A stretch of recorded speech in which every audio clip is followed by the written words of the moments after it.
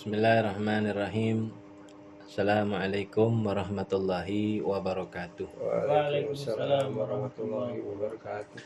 Alhamdulillahilladzi faqqaha fid-dini man istafahu minal ulama'il a'lam alladzi ja'alahumul kawakiba yahtadi bihalakidz dhalam. Asyhadu an la ilaha illallah wahdahu la syarikalah wa asyhadu anna sayyidana wan nabiyyana Muhammadan abduhu wa rasuluhu la nabiyya ba'dah. Allahumma salli wa sallim wa barik ala sayyidina Muhammadin wa ala alihi wa sahbihi ajma'in, amma ba'du. Fa inna asdaqal hadis kitabullahi ta'ala wa khairul hadi sayyidina Muhammadin sallallahu alaihi wasallam wa syarrul umuri muhdatsatuha wa kullu muhdatsatin bid'ah wa kullu bid'atin dalalah wa kullu dalalatin finnar. Wa bis sanadil muttasil lil imamil muallif rahimallahu ta'ala wa naman naf'a bihi wa bi barakati ulumihi fi daraini amin. Allahumma aftah alaina futuhal arifina bihikmatik wa ansur alaina rahmatak wa dhakkirna ma nasina wa 'allimna ma jahilna ya dzal jalali wal akram.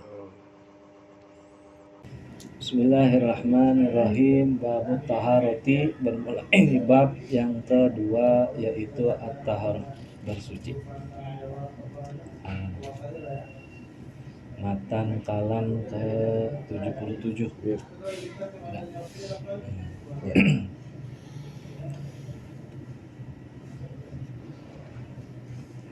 Jadi masuk pada malam ini bab tentang toharo. Jadi masuk toharo itu maknanya bersuci, karena pentingnya bagi kita ini manusia itu bersuci itu menggambarkan bahwa manusia itu makhluk yang mulia. Jadi barang yang mulia itu kan kudu dirawat, zahir dan batin. Nah, secara zahir itu dengan bersuci. Yang kita bahas di sini ada karena fikih. Jadi pembersihan itu pemberian zahir. Gitu. Kalau zahirnya bersih, umumnya gitu, insya Allah mah ikut bersih dalamnya gitu. Karena apabila tidak bersih, nanti akan ngaruh ke yang lainnya. Nanti kita jelasin satu persatu ya. Wa innama yasihu tadhirun bima utlik. Wa innama, dan hanya saja, bahwasanya itu bersuci, yasihu itu sah, tadhirum bima utlik, yaitu bersuci dengan air yang bersifat mutlak. Jadi kalau air yang mutlak itu kalau dulu ngaji Sapinah tuh, ya kan?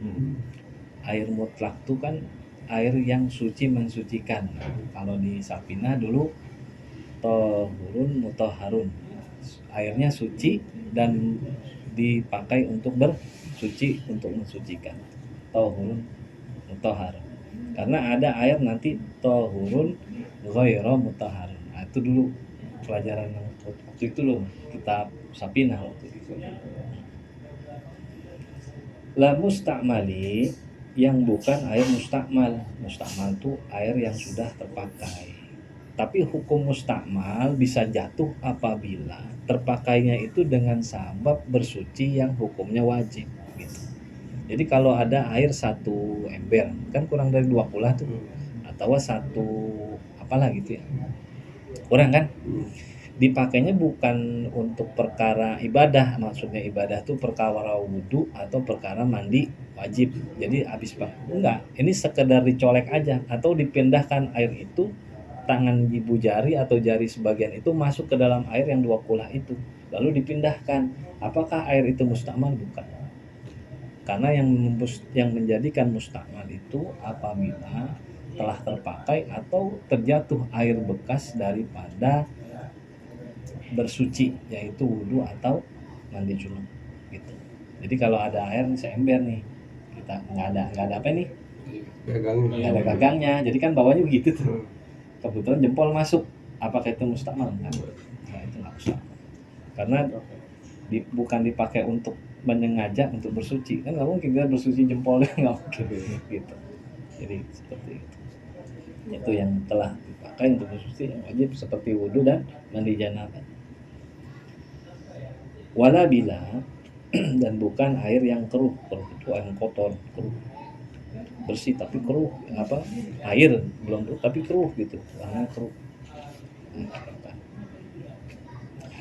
Bitahirin mukhalitin, berubahnya itu dengan sesuatu tagayyara itlaqal ismu ghair, berubah dengan sesuatu yang suci dan bercampur, yang mana perubahan namanya itu tersebut. Jadi kalau air dia berubah nih, air dari air mutlak bercampur dengan sesuatu sehingga berubah tuh nama air itu. Airnya bersih, cuma namanya berubah. Seperti umpama kalau kita ziarah tuh kan beli air di botol tuh, air mawar kan. Itu kan air juga tuh. Bersih gak? Bersih. Cuma nggak bisa, udah bukan dibilang air mutlak. Karena namanya sudah berubah. Namanya air mawar. Atau air yang sudah dicampur dengan kembang. Ya, orang dulu nggak punya sampo. Orang dulu zaman kerajaan kan nggak punya sampo. Mereka tuh kalau mau mandi wangi dia naburin kembang. Nah, taburan kembang itu nggak bisa dipakai untuk bersuci. Yang pembahasan di sini kan bersuci. Berarti kita nanti berbahas itu perihal wudhu dan mandi junub. Jatuhnya kan ke situ. Gitu. Atau pembersihan pada najis gitu. Nah, seumpama ada orang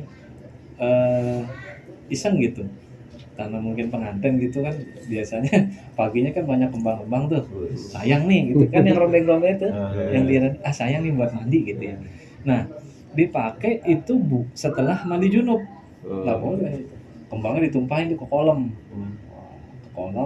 dibuat mandi junub, dia sama suaminya nggak boleh karena udah berubah gitu. Asal airnya udah berubah, pas dicium gitu, bak atau yang mandinya itu udah bau kembang. Nah, itu udah bukan air mutlak. Boleh dia pakai, tapi nanti dia wajib bilas dengan air mutlak. Coba nih, mandi wajibnya dulu, mandi wajibnya dulu nih pakai air biasa. Bisa shower, mungkin sekarang malah lebih enak gitu kan, air nggak susulit dulu. Pakai shower cetek, rata semua pakai air biasa. Kalau pakai sabun nggak boleh. Syaratnya sabun itu harus hilang, semua busa itu. Gitu. Itu Imam Romli itu nggak boleh. Kalau Imam Romli, mazhab Syafi'i juga. Kalau kita mandi wajib, supaya kita itu hilang kekhawatiran, ya kan, kekhawatiran mandi wajib kita. Syaratnya mandi wajib kan selanil ma ila jami'il badan, itu mengalirkan air ke seluruh badan. Gitu. Nah, yang dimaksud air itu adalah air mutlak, bukan air yang sudah berubah nama atau mengalir sehingga berubah kemurnian itu air dengan adanya wangi. Semua pakai sampo dulu, terus dimandi nih, ya kan? Nah, itu janabah atau nah itu ghusl rafil adasil akbar, ya, min jami' abadani hafadzulillahi ta'ala, dibilang gitu, dikocor. Itu kalau masih ada di telinganya itu busa apa ya, sampo atau sabun, nggak sah itu. Berarti kondisi telinga itu belum kena air mutlak. Kayak gitu. Jadi kebiasaan adat kita itu kadang-kadang belum mandi, ntar belum beli sampo, enggak, gue belum sampo nih, nggak ada urusan. Yang disebut itu mandi janabah itu airnya mutlak, nggak memerlukan sampo, nggak memerlukan sabun. Apabila ada kotoran, bersihin dulu kotorannya. Tata caranya nanti ada di bab tertentu, di bab khusus, bab janabah khusus. Nah, itu kayak gitu. Jadi yang namanya membersihkan itu pakai air mutlak. Sama seperti menghilangkan najis dipakai itu pakai air mutlak. Seumpama kita ada sana nih, kenapa gitu ya? Umpamanya kena ya kotoran apa kayak gitu. Cicak apa gitu ya, cicak ya, sering ya, cicak. Nah, terus pas kita geser ada secomot masih, kan biasanya nempel tuh ada lengket. Bersihnya itu pakai air mutlak. Iya gitu tuh, sampai ainnya semua hilang. Rasa yang dimaksud rasa bukan diicip. Kalau dia masih ada air najis itu kalau dirasa tuh pakai ini, bukan pakai ini. Dia licin. Kalau licin itu kotoran unsur kotoran tuh masih ada, entah getah atau itu masih ada getahnya kotoran. Tapi kalau digisin, nah ada keset seperti kita ngusap bahan kita sendiri, itu berarti airnya udah hilang, air rasa semua udah hilang. Sah deh tuh, walaupun masih kondisi basah, belum kering, asal pakai air mutlak. Tapi kalau dia pakai sabun dulu, begini nih sabunnya nih, ya kan?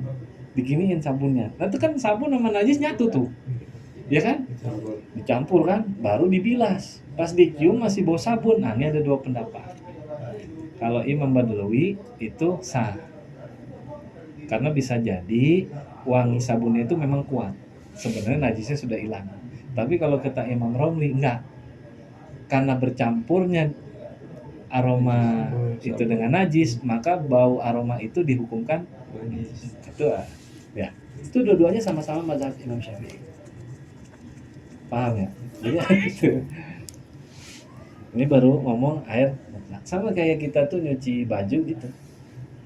Nyuci baju kalau memang dia itu sudah jelas bahwa kita punya anak orok atau anak kecil yang istinjanya itu kadang-kadang nggak rapi lah, namanya anak kecil kan gitu. Mungkin celananya kena pipis, ya mungkin ada kalau cepirit gitu umpama udah di. Nah itu dipisahkan dari baju-baju kita. Karena kalau hanya keringat kita kerja ngantor gitu keringetan, itu nggak najis keringat. Bagi kita kotor aja, tapi nggak najis gitu. Nah itu dibedakan. Kalau seumpama sampai tercampur nih pakaian anak yang masih pipis sama kita nyampur jadi satu, taruhin deterjen, gulung, buang, digulung kan gitu tuh. Nah, digulung. Habis digulung, langsung dimasukin ke spinner apa tuh? Pengering. Langsung kan kering. Nah, Imam Badlawi kalau dia cium itu bau deterjen, dibilang sah. Mungkin deterjennya memang kuat. Gitu najis itu sebenarnya udah hilang gitu kalau menurut dia. Karena kan airnya diblus gitu kan. Tapi kalau Imam Badlawi bilang enggak. Karena dia menyatukan antara najis dengan deterjen, maka bau deterjen itu udah termasuk mutan najis. Udah terkena. Tinggal pilih dah. Mau yang mana? Jadi kalau yang bagus tuh sebenarnya gini.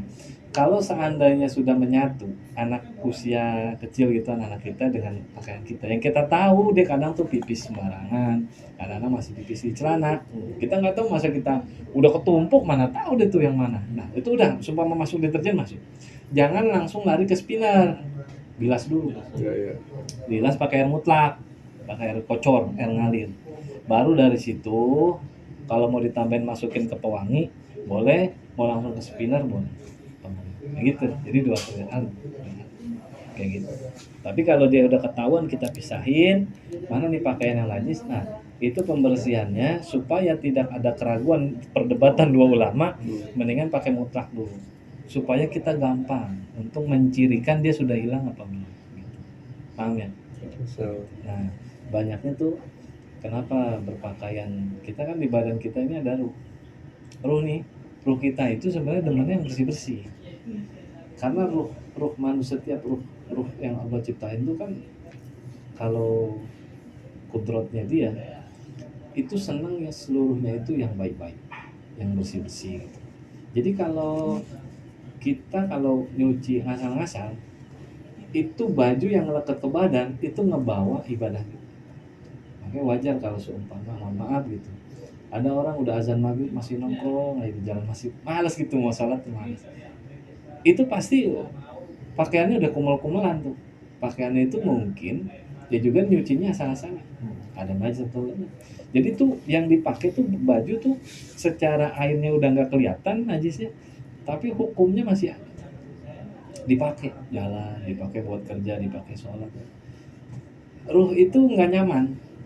Makanya banyak rata-rata gitu ya, maaf kalau orang yang ninggalin sholat biasanya kurang memperhatikan bukan pakaian bersih ya, tata cara mencuci daripada pakaian. Jadi itu ngaruh. Tadi boleh kita kayak ibadah jadi malas. Mungkin bajunya tuh bajunya tuh belum beres. Ada kadang-kadang itu kita ibadah tuh kayaknya rajin, enak gitu, Pak. kita suka pakai pakaian yang bersih itu, kita semangat. Tapi kalau lagi kita pakai pakaian biasa, itu ada rasa malas. Sholat biasanya kita senang duduk dulu, zikir apa gimana, atau sholat biasanya mau tepat waktu, ini entar. Mungkin yang kita pakai itu ruh tuh kayak nggak apa, nggak ngeklop tuh sama badan tuh, karena diselimuti pakaian yang masih mengandung hukum daripada najis. Ainnya sih udah nggak kelihatan, cuman hukumnya kan masih ada hukmiyahnya gitu kan. Najis ada ainiyah, ada hukmiyah nanti kan kayak gitu. Nanti di bab najis gitu. Ini kita lagi ngomong bab taharoh, cuman penting rasanya disampaikan di awal perihal air mutlak. Jadi air untuk membersihkan najis, untuk membersihkan hadas, atau kita hadas kecil atau hadas besar, itu adalah air mutlak. Nggak boleh air yang berubah namanya karena tercampur sesuatu. Berubahnya karena apa? Fitakmihi aurihihi aulamihi. Berubahnya dengan sesuatu yang ada, berubahnya itu dengan rasa, rasa. Lalu roh, bau, aroma, aulamihi atau warna. Berubah tuh. Tadinya air itu kan bening, berubah karena ada sesuatu yang tercampur yang sehingga nama air itu berubah. Tadinya air putih, kemasukan rinso, namanya apa? Air rinso. Hah? Ini nih. Iya, airnya bening. Nah, ini air bening, masuk kopi, berubah namanya apa? Kopi. Nah, itu yang dimaksud dalam kitab ini. Berubah daripada apa? Tokmi, aurihi, warna, bau. Jadi berubah warna, bau, dan rasanya dan berubah. Maka nggak bisa lagi disebut air mutlak. Wa yumkinu istighna'uhu bisawmi. Dan yang memungkinkan untuk mencegahnya yaitu jatuhan benda-benda tersebut ke dalam air. Jadi kalaupun umpama ada berubahnya itu karena satu penutup. Contoh umpama ada air di kolam atau di mana gitu, takut kejatuhan najis, ditutup daun pisang atau ditutup daun pandan ditutup, rajut ditutup. Nah, niatnya itu kan untuk nutup supaya nggak kejatuhan najis. Ternyata dengan ditutup airnya jadi berubah. Gitu, seperti itu. Itu pun bukan termasuk air mutlak, tapi yang ada yang bilang boleh tetap dipakai karena memang dia bukan untuk menyengaja menyampur air, dia untuk menadah kotoran supaya nggak masuk gitu. Nah, jadi dua pendapat ulama itu dua gitu. Padahal kan sengaja kan, cuman sengajanya kan bukan dicemplungin ke air buat nutup, mungkin karena hawa atau gimana. Secara air nggak berubah, tapi pas dicium tuh bau daun pandan. Nah gitu, paham ya? Gitu. Ulama bilang ada yang boleh, ada yang bilang boleh, tetap itu disebutnya mutlak karena bukan pencampuran, dia ditaruh itu untuk mencegah najis jatuh, penutup seperti itu gitu. Tapi ada yang bilang enggak boleh karena udah berubah rasa. Salah satu dari 3 ada aja itu nama air berubah, air pandan gitu. Beda dengan air gini, air rebusan sawi, rebusan pandan, rebusan sawi kan nguap tuh. Kalau kita jidir panci ya, tutupnya kan pakai tutup panci kan, gitu tuh mendidih. Yang dipanci itu pasti bau pandan, tapi uap, coba tes cium, nggak ada bau, uapnya mutlak. Coba udah pernah tes belum? Coba tes dah. Ini ilmu kan, kita harus tes gitu. Ente ngerebus air, masukin daun pandan, tutup. Oh dia bluduk tuh kan, ente angkat. Kan ada embunnya tuh. Bawa agak jauhan dikit supaya kita tuh bisa membedakan ini bau apa enggak. Kalau dekat mungkin kayak gini, nggak ada baunya. Percaya. Nah, itu mutlak. Cuman nunggu adem. Walaupun mutlak nunggu adem. Kalau mau dipakai untuk berwudu masih boleh. Iya, saya rasa aja masih netral loh. Saya rasa. Ya seperti itu ya, paham ya? Ya gitu. Embunnya mutlak tuh. Tapi yang dicemplung ke panci, kayak itu udah berubah. Jadi sayur bayam, jadi sayur sawi gitu. Sampai seperti itu tuh.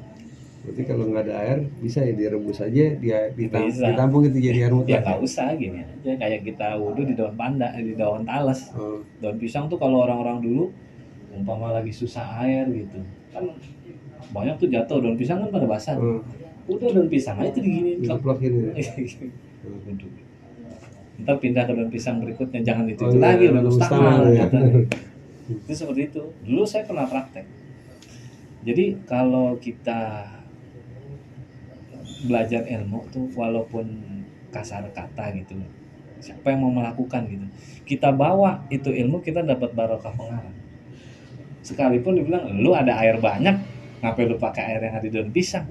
Karena ini kitab bilang boleh, kita kerjain tuh supaya nih pengarang ada hubungan sama kita, kita praktek ilmunya dia gitu. Tuh kita dapat barokah pengarang walaupun sepele. Ambil apa yang dikata kitab nih, oh nih boleh nih wudhu dari air embun yang ada di daun, ambil. Imam Syafi'i kan bilang boleh, dapet tuh barokah Imam Syafi'i karena kita praktekin apa yang dia menjadi ijtihadnya dia. Walaupun air banyak di rumah, sesekali tuh boleh buat ngambil faedah barokah ilmunya gitu. Jangan udah banyak air ngapain susah-susah pakai itu. Iya, boleh tuh ambil biar dapat barokahnya. Sekali seumur hidup, karena kita udah baca itu kitab, ambil barokahnya. Jadi semua yang dia praktekkan di dalam semua yang dia tulis di dalam kitab begitu para ulama, itu semua kita jalanin. Sampai hal yang kita anggap tuh sebenarnya kata orang, lu ngapain sih ngerjain kayak gitu ya. Tapi ya gitu. Paham ya? Ambil barokahnya gitu.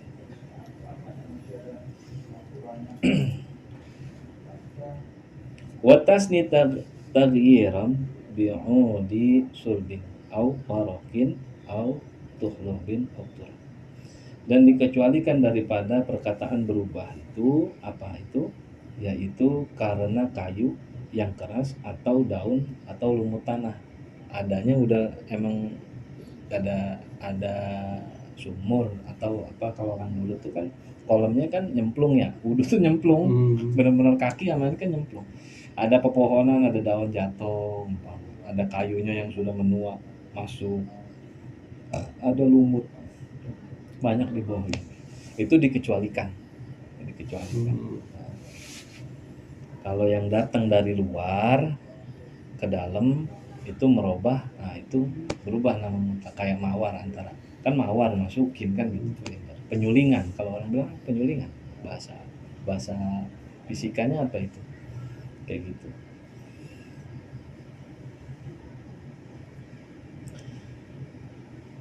Wala bima imutlakin halathu ain, dan tidak sah pula bersuci dengan air mutlak yang kejatuhan benda najasatin yang najis, wahwa biduni kulatain, yang kurang daripada 2 kulah, nggak sah juga.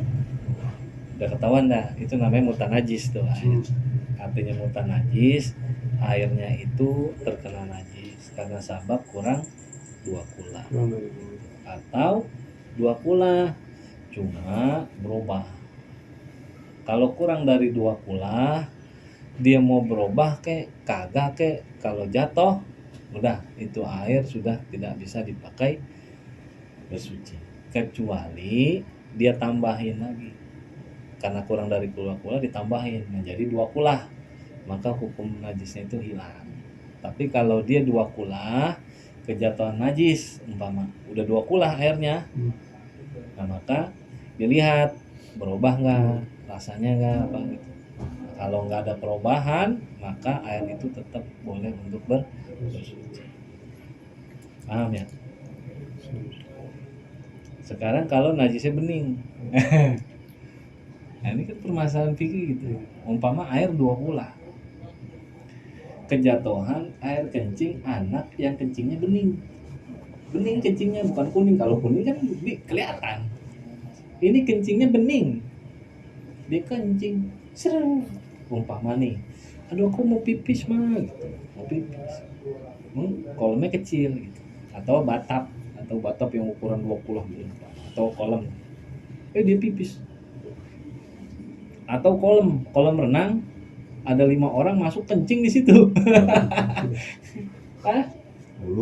Kencing di situ, anak-anak kecil, kamu pipis di kolam ya? Iya, aku pipis di kolam, umpama. Pas kita lihat 10 orang. Kolam renang pasti lebih dari 20 kan logikanya gitu ya. Tapi kalau 10 orang kencing, satu orang katakanlah dia kencing itu 200 ml. Ukuran aqua gelas gitu ya. Ya, kurang lebih ya. Kalau pipis. Katakanlah 200 ml. Nah, menghukumnya gimana tuh? Nah, kalau satu orang, udahlah, itu masih sah. Ngukurnya kalau kejatuhan najis yang sifat warnanya itu sama seperti air, bening gitu. Nah, itu ngukuminnya gini, apabila ada satu benda cair yang berwarna kelam seperti tinta atau apa, seukuran jumlah 10 anak kecil ini, taruhlah satu orang tuh 200 mili kali 10 kan 2 liter. 2 liter. Seandainya tinta itu dicemplungin 2 liter tinta, kira-kira kolam itu berubah ke warnanya? Nah, ngukuminnya gitu. Karena nih najisnya beningnya sama sama air. Gitu. Paham ya? Jadi jangan boleh nggak bisa. Kalau 10 orang kita harus mikir dulu. Berijtihad dulu kita tuh di situ. Nih kalau satu orang 200 ml. Ini 10 orang. Semua ngaku kencing semua di dalam kolam itu. Kolam renang rumah yang ukuran mungkin ya 2 meter kali 5 apa kali 7 gitu yang buat nyebrang begitu doang. Kalau kolam renang yang gede-gede buat atlet ya enggak, itu 10 orang gak ngaruh. Ini kolam renang yang memang ya, atau dikali gitu, tapi airnya jauh berjalan dikit ya kan, itu udah nggak ada usah dibahas, itu pasti nggak najis gitu. Ini kolam renang yang terbatas, orangnya ada 10, semua kencing, ngakunya kencing semua di situ. Maka kita harus mengambil ukuran itu apabila kencing itu dikonversi kepada satu benda cair yang berwarna, umpama tinta. Dengan jumlah 2 liter ditumpahkan ke kolam itu, kira-kira berubah gak air? Berubah, maka kuras tuh kolam. Atau jadi kuras, dimasukin lagi tuh. Ambil kuras, datang lagi yang mau. Sama seperti umpama minyak goreng, ngebersihin minyak goreng. Kita punya minyak goreng, minyak goreng, tapi si Ica mah minyak gorengnya udah poch, udah gitu ya, udah di Plastik ya? Dulu tukang minyak goreng itu dulu di Jakarta itu pakai ember. Ember asal dia mau beli baru dituangnya dulu. Terus ada juga yang keliling pakai kaleng-kaleng gitu tuh. Ingat nggak? Sembari ngereditin barang. Itu Cak. Nah, seumpama dia kejatuhan satu benda najis, umpama cicak nyemplung atau apa gitu. Nah, hukumnya kan tuh najis. Tapi dia bisa dibersihin. Bukan dibuang. Caranya gimana? Itu minyak pindahin dulu ke ember bersih. Nah, campurin sama air. Nanti minyak itu masanya dia akan di bawah. Buang dulu najisnya kecoaknya apa siapa, buang dulu yang udah mati, buang. Campurin tuh minyak sama air, diamin, tungguin, nanti tuh minyak akan berada di bawah, air ada di atas gitu kan ya? Iya. Benar. Minyak di atas. Minyak di atas. Ya. Air di bawah. Ya. Berarti bolong ini dari bawah. Bolongin. Nanti air itu akan jatuh. Habis kan? Tutup, sisa minyak tutup. Nah, tuh udah suci. Cara bersihnya gitu. Kalau cuma ngangkat doang dia tetap masih najis. Mutan najis. Gitu. Paham ya? Ada minyak dikencingin sama anak kita. Umpama. Ya udah dikit lagi. Beli minyak 2 liter. Lagi mau ngegoreng di penggorengan, udah taruh nih. Ditaruh di penggorengan 2 liter semua. Kita tinggal bentaran, pas kita lihat anak kita lagi bersihin, dia punya kulup, punya apa? Dia datang pipis. Iya, Mak. Pipis ini, Pak. Cara bersihnya gimana gitu? Tuang tuh minyak ke ember, isiin air. Nanti masa air itu akan berada di bawah. Bolongin tuh ember dari bawah. Kerannya keluarin. Nanti disusut. Sampai buang dikit dah minyaknya. Tutup, udah suci. Nah, kalau ke bawah ya.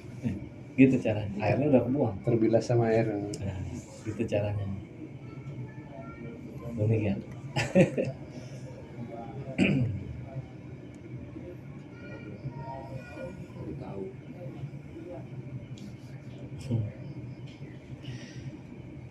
Wastas timaitan damuhu lam yasir.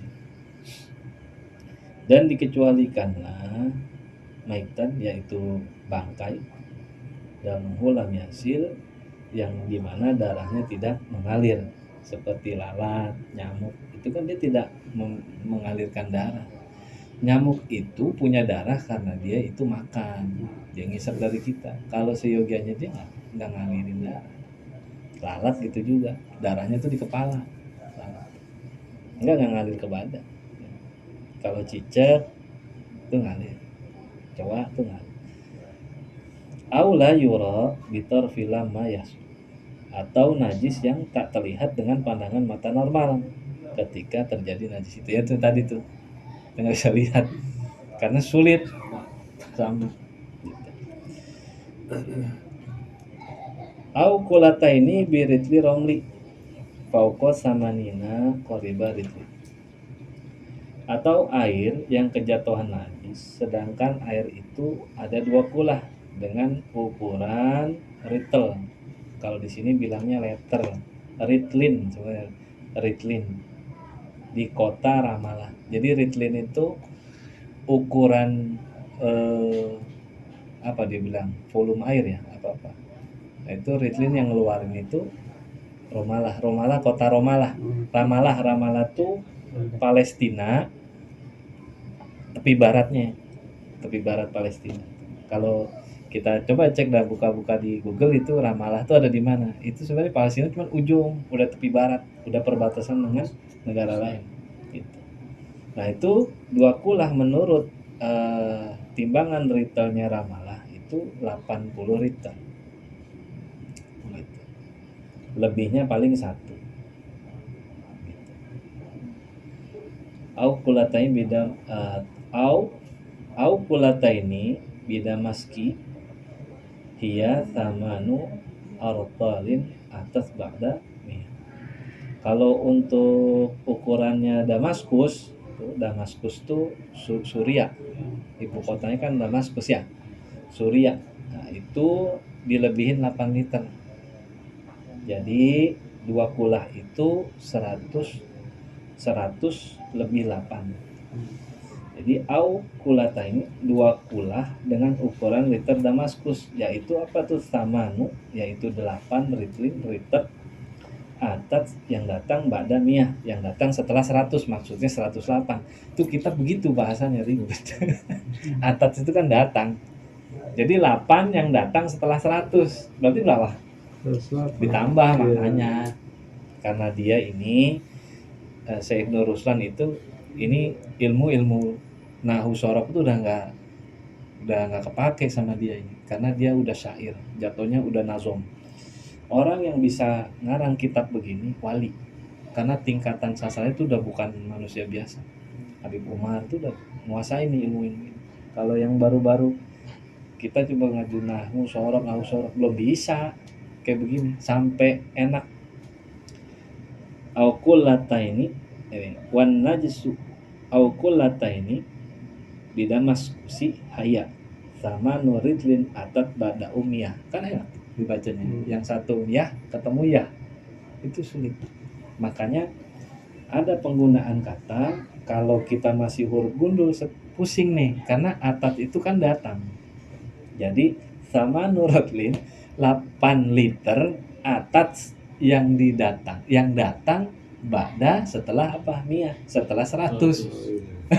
Itu kalau mau ngartiin, kalau kita buka kamus ngartiinnya kayak gitu. Cuman karena ini pemahaman penulis sudah dipermudah nih sama juru terjemah. Jadi 8 setelah 100, maknanya 8 liter untuk Damaskus. Skala Ramallah berapa tadi? 81 liter, 80 atau lebih dari 1, 81 liter. Kayak gitu. Wa najasu waqi'u qad ghayar. Dan najis yang jatuh, waqi' itu jatuh, yang telah betul-betul berubah, qad ghayar, berubah itu air, wa ikhtiyara fi maka air itu dihukumkan najis. Ini kita masih balik idopahnya ke atas terus.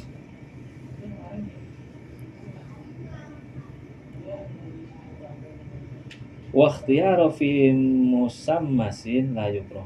Dan sebagian ulama berpendapat bahwa air yang musyammas itu yang disinari matahari, kejemur gitu. Jadi kalau jam sekian dia kejemur, nanti sore udah enggak gitu. Nah, waktu di kitab Safinatun Najah itu nggak boleh dipakai air musyammas. Tapi di kitab Zubat boleh. Boleh. Asal makainya jangan benar-benar lagi johor. Seumpama itu air terkena matahari kan di waktu zuhur. Pas asar udah nggak kena, kan udah adem tuh. Boleh dipakai. Gitu. Itu kekayaan kita punya ulama. Jadi kita kalau kita variasi begini banyak, jadi kita nggak ini. Oh ada yang bilang boleh, oh ini kitabnya ini gitu. Jangan diperdebatin. Semua itu masuk ke kelompok Imam Syafi'i semua. Bermazhab Imam Syafi'i, ulama-ulama walaupun dia beda pendapat, tetap itu masih mazhab Imam Syafi'i. Jadi enak pandangan kita tuh lebih banyak. Wa in binafsihi tafa tagayyar. Dan apabila berubahnya itu hilang dengan sendirinya, au tagayyuru atau wama atau ditambahkan dari berubahnya itu ditambahkan air. Tambahin air lagi tuh. La kaza'ronin, bukan dengan menambahkan sesuatu zat seperti japaron umpama. Buat ngilangin najis nih kasih minyak umpama itu biar bau najisnya hilang maksudnya gitu. Dan situ baru ditambahin air lagi supaya ini kita ngomong udah bukan air mutlak nih. Jadi ada air seumpama kena jahat najis kan ada baunya tuh. Ada baunya nih seumpama kecemplung bangkai tikus umpama kita nggak ngeh itu bangkai jatuhnya umpama maghrib kita udah nggak ke WC umpama sadar-sadar subuh pas kita mau sholat lah bau ada bangkai atau cecek baunya cepet udah bau nih dituangin zaparon nggak boleh itu. Ini kita bicara bukan buat wudhu ya, ini buat pakai. Kalau air udah kena najis jangankan buat wudhu, buat mandi juga nggak boleh gitu, ngerti ya, buat mandi biasa, buat cuci muka biasa. Ini kita ngomong nih bukan masalah ini lagi nih. Nah dirubah nih Aisyah lah sayang banget nih air deh gue tuangin minyak wangi deh gitu, tetap itu nggak berubah dari mutanajis, tetap dia kecuali kita kuras, kita tambahin air. Kata ulama tuh kalau mau tambahin airnya, diguyur sama air juga kan meluap tuh dia gitu ya, tumpah kan, atau kerannya hidupin bluber tuh oh gitu kan bluber. Nah kalau berubahnya itu karena tambahan air luber dia tumpah dah tuh pas sudah berapa lama udah nggak ada baunya. Nah kata dia itu dia tuhuru maka air itu menjadi suci gitu ya. Wa kullu mastumila fi tadhiri, dan segala air yang dipakai untuk bersuci yang wajib, fardin yang wajib, wa qala laisa bitu. Dengan air itu sedikit, maka hukumnya tidak bisa mensucikan. Jadi kalau air yang udah mustakmal kurang dari 2 kulah udah dipakai untuk bersuci, berwudu atau mandi janabah, maka tidak boleh lagi dipakai untuk bersuci. Kalau kita punya air terbatas itu ada caranya supaya kita nggak perlu nambahin air, tapi air itu nggak jatuh mustakmal. Syaratnya itu air bekasan wudhu itu jangan tumpah ke wadah itu. Jadi kita pakai namanya istighraq. Seumpama ini ember gitu kan, kalau ember pasti kurang dari 2 gula tuh. Kita ambil, kita istighraq bukain. Nah ini waktu kita mau cemplungin tangan, kalau nggak ada gayung, ini kan nggak ada gayung nih, kita mau cemplungin ini ke ember, niat dulu dalam hati tangan ini sebagai gayung. Nah itu namanya istighraq. Kalau mau niatin nah itu istighraq, nah gitu aku berniat beristighraq. Maksudnya istighraq itu tangan sebagai gayung karena nggak ada gayung. Ambil. Nah tadi kan dikatakan tuh di awal yang menjadikan mustakmal yaitu bersuci, wudhu dan janabah, di mana pada bilasan-bilasan yang wajib. Kalau bilasan sunnah nggak memustakmalkan. Kayak seumpama ente cuci hidung, masuk tuh ke situ airnya, enggak, itu nggak mustakmal karena bilasan hidung tuh sunnah. Tapi kalau dia mau muka, pas muka tuh bisa ambil, nah, dibawa ke sini. Nah, karena air sedikit, ya kan wudhunya sekali aja, asal rata. Kan dari mulai sini nih, tumbuhnya rambut. Mulai dari kalau wudhu sekali, ini jangan lepas nih. Udah tahu air sedikit, wudhunya gini-gini. Ini nggak sah. Iya, sama. Jadi kalau wudhu sekali, ini nih tangan tuh nggak boleh lepas dari sini nih. Wudhu pertama tuh itu ngikut terus, asal dia angkat ini ditaruh lagi bersama. Paham ya? Wudhu tuh. Jadi nggak bisa tuh wudhu gitu, nggak bisa tuh, nggak sah. Jadi kalau yang basuhan pertama itu kalau bisa tuh ini jangan ngangkat. Jadi pas taruh terus aja putar terus, saya mau putar-putar kemana ke mata gini tuh, terus ke sini boleh tuh, nah terserah. Nah, umpama gitu. Ntar yang keduanya baru sunnah. Kalau yang pertama aja dia udah ngangkat kan nggak sah. Kedua begitu juga, ketiga begitu juga, kagak sah wudunya. Jadi yang disebut basuhan kedua, ketiga sunnah apabila yang pertama itu sudah sempurna. Paham ya? Kalau yang pertama aja udah mustakmal, nggak sempurna nih, ada bagian yang waktu pas dia muter keangkat, ditaruh lagi, masuk ke sini. Ini mustakmal nih sebelah sini, maka basuhan pertama itu tidak dianggap. Tapi dia mengira bahwasanya wudhu itu tiga basuhan itu 2 dan 3 adalah sunnah, maka diambil lagi. Kan hukumnya jadi sunnah. Diangkat lagi. Kalau yang keduanya dia bisa nggak ngangkat nih, nempel terus, maka 2 itu dikatakan satu. Paham ya? Ya gitu. Ngerti kan ya?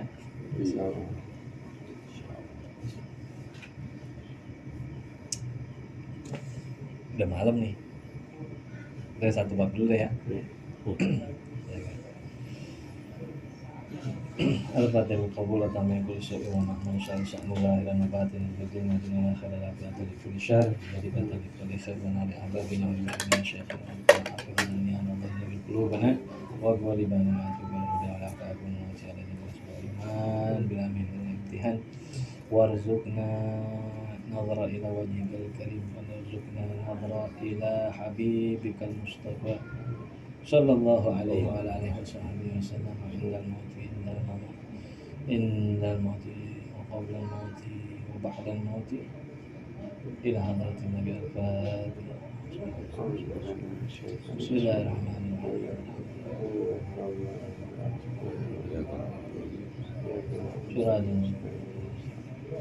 سراج